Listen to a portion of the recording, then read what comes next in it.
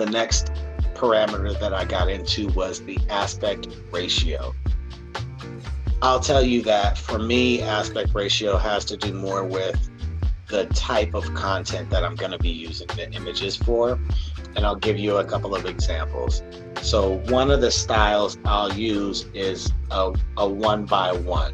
So I'll use that for stories. I'll use it for posts that are on Fanbase because I have up to a minute that I can have video in that feed.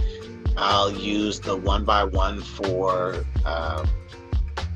any kind of graphics that I might want to put side by side because the measurements are a lot easier.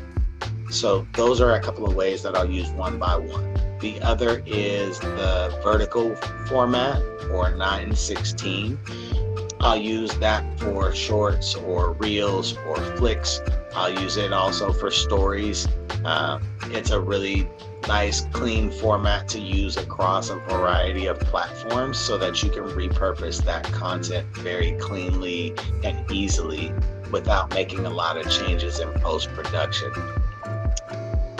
Alternatively, the other is landscape format, and that is 16-9. So those are more YouTube style content, long form. You know, when you go to the movies, you're going to see it in 16:9.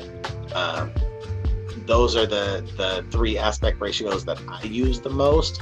I have another one that I use, but it's more, for me, I just like the format. I like that it's a rectangle, but it's not quite 9:16, and I'm still able to size it appropriately. So I'll use that.